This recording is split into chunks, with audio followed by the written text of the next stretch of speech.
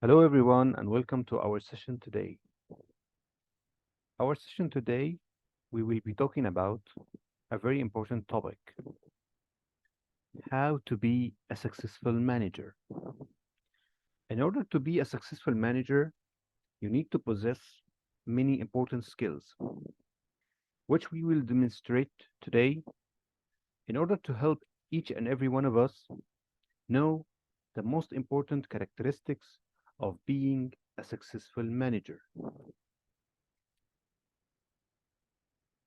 In this session, we will be dealing with the true meaning of being a successful manager and 15 tips and steps to become a successful manager or leader.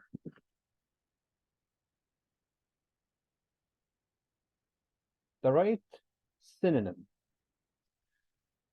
Being a successful manager indicates that you have many important skills. If you have these skills, you must be called a leader because each and every successful manager is a leader. You need to become a leader in order to become successful as a manager. So a leader is the right synonym for a successful manager. So we might change our topic today to be how to be a leader, which is the same as being a successful manager. So once you are a leader, you can be a successful manager. Our first tip today: let others know they can speak up. As a leader or a manager, you need to give the ground to your staff and employees to speak up and talk about what's going on their mind. You have the power in your hand. You have the power to do the good and the power to do the bad, and they all know it. So being a powerful person in a company can be intimidating to all of your employees and staff. So you need to encourage them to speak up and share their unique perspectives. Because you never know what ideas or solutions they might bring to the table. So you need to listen carefully and actively in order to create an inclusive environment where everyone feels heard.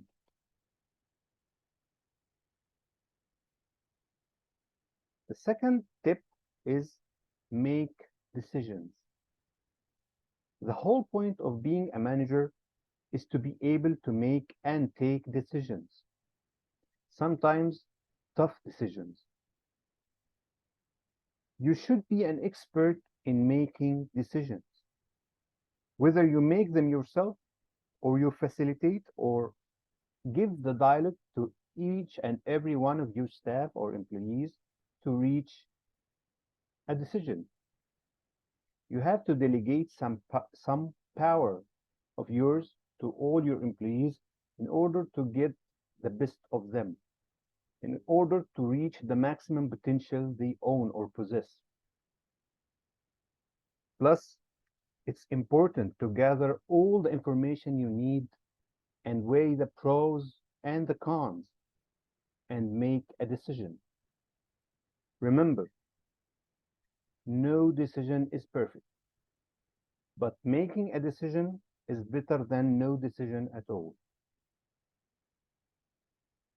Our third tip is communicate expectation. Leaders need to be great communicators, either with the chain up or the chain down. As a leader, clear communication is key and essential, especially when it comes to sharing performance expectations. Each and every one of your employees need to know what are you expecting from them to do. It's important to convey your expectations in a way that is specific and measurable and clear in order to be no ambiguity in their skills or performance. So you are making their lives easier and their work and jobs more easy and in their grasp. The fourth step is challenge your colleagues to think. Yes, a successful leader understands the capabilities and the weaknesses of his team. You need to encourage your colleagues to share their thoughts and perspectives and challenge them to dig deeper and ask thought-provoking questions that spark creativity in their minds and innovation. The fifth step is you need to make sure that you're accountable to others, but not controlled. Yes, good leaders allow themselves to be managed by their colleagues, but not controlled. Because if you are controlled, then you are not a leader, you are not a manager, you are being manipulated. You must to make sure that your colleagues come for each and every problem, they come to you, and the other way around. When you have a problem, you should go to them because after all, you are all in one team. It's important to hold yourself accountable to others and take responsibility for your actions and decisions. And acknowledging the things you have done is the first step in order to be accountable to your team and your employees. And this will make them respect you and you will gain their trust, which is a key and very important role in any team performance. Our sixth tip is lead by example. Leadership is not just about telling others what to do, it's about showing them how to do it. Leading by example is a powerful way to inspire and motivate your team. Demonstrate the behaviors and the values you want to see in your team. You must be their mirror. You must be their example. They must look up to you and mimic you in each and every way you make. Only the good behavior. You need to be an example. You cannot expect from others to do or act in a way they didn't see you act by. So you have to lead by example. Our seventh step is to measure and reward performance. This type of leadership implies valuing the people whom are responsible for the company's success. You need to show them that you care, that you see who is working and who is not, who is doing his best and who is not. So measuring and rewarding performance is critical to a successful team. It sets clear expectations and provides motivation to achieve goals.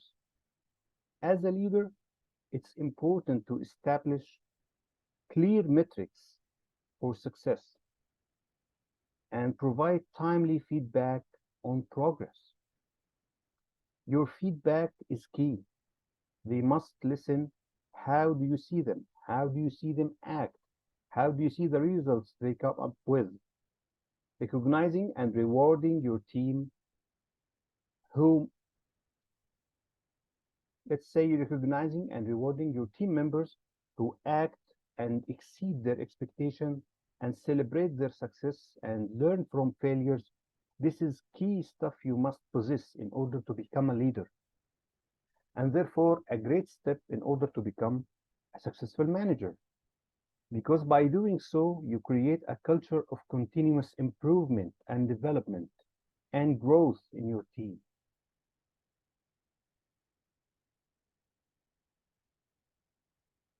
Our eighth is provide continuous feedback. As I was saying, feedback is essential for growth and development. And as a leader, it's important to provide continuous feedback to your team. You must check in regularly with them. You must review their performance. You must identify the strengths, areas, and the weakness. You must improve the weakness and the strengths. You need also to improve that in order to obtain it and to keep it value for your company. Our next step is assign and deploy talent accordingly. Assigning and deploying talent effectively is critical to achieving team success. As a leader, it's important to identify the unique strengths and skills in your team and deploy them accordingly. Assign tasks and projects that align with their strengths and provide opportunities for growth and development. You need to know the strengths points of your team and the weakness. You need to stress on the strength point. You need to use it in order to achieve the goals and objectives of the company. Our next step is ask questions and seek counsel. It doesn't mean that if you are a manager, you doesn't do anything you don't do anything wrong. You need to act like you are a human being because everyone makes mistakes. Leadership can be challenging and it's okay to ask for help. Seeking counsel and asking questions from your team is a sign of strength, not weakness. Reach out to your mentors and be a mentor to your team. Reach out to your colleagues, reach out to your team themselves, or the subject itself that creates your problem. You need to go to the experts in that subject for advice and guidance. Encourage open communication and feedback between you. Make all the channels open, either to ask questions or to seek counsel.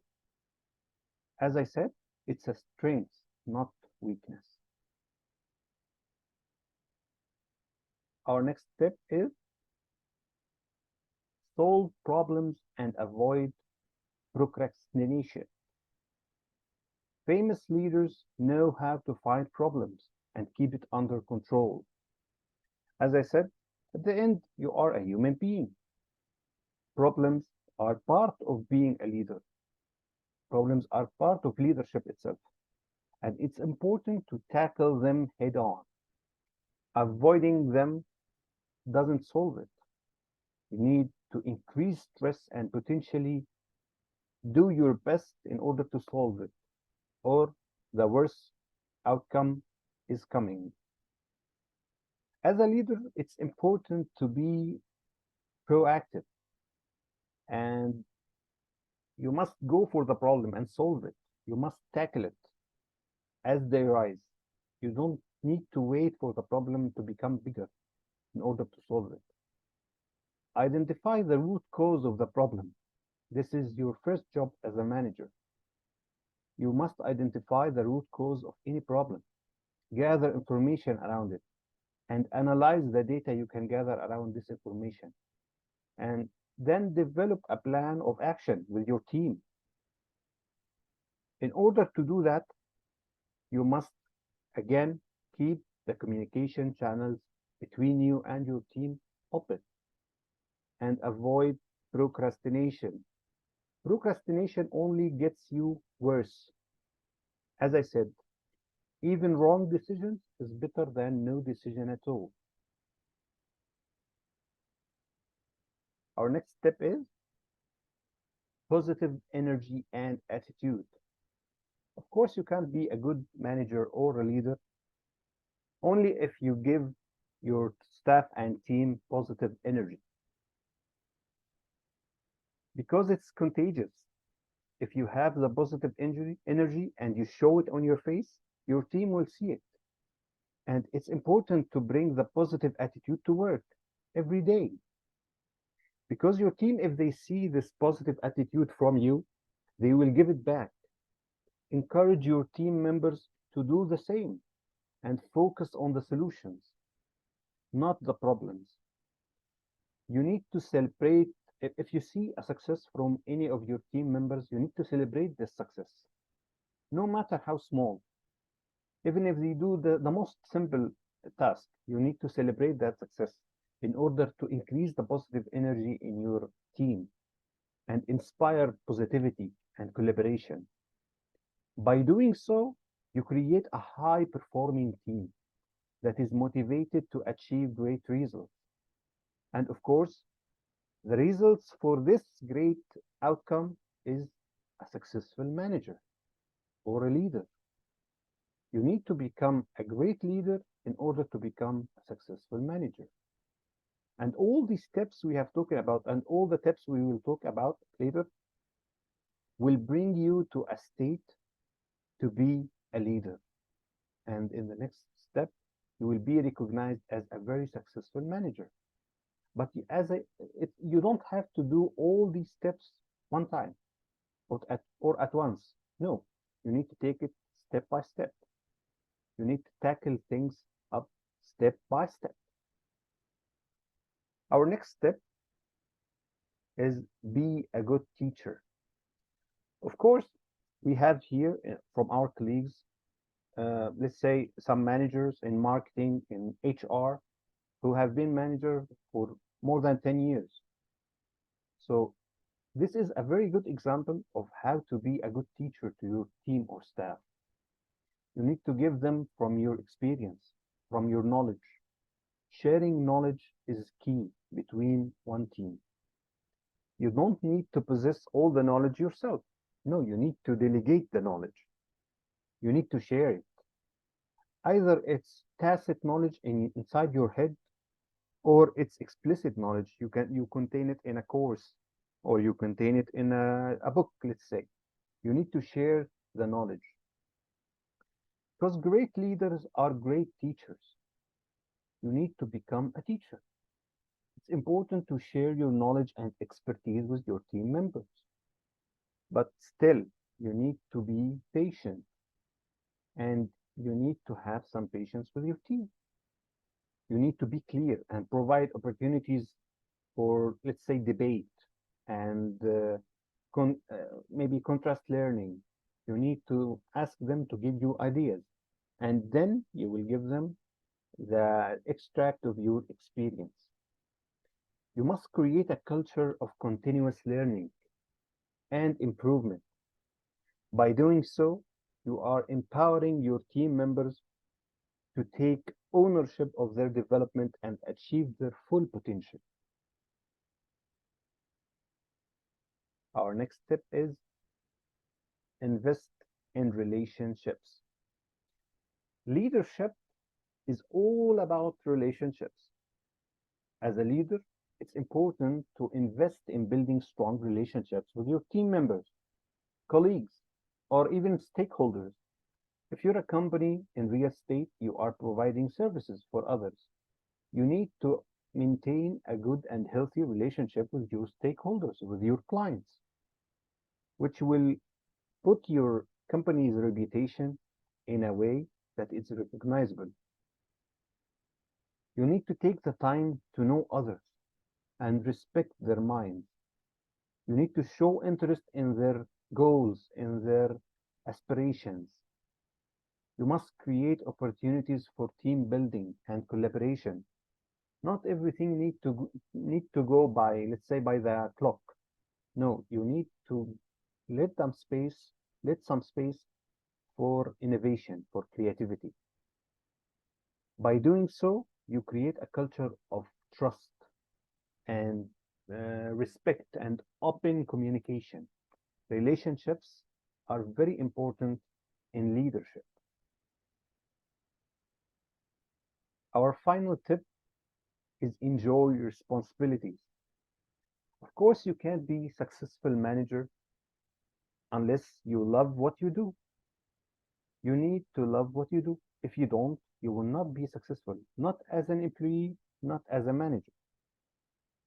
Because leadership comes with responsibilities, but it doesn't have to be a burden. As a leader, it's important to find joy in your responsibilities. Embrace the challenges and opportunities that come your way.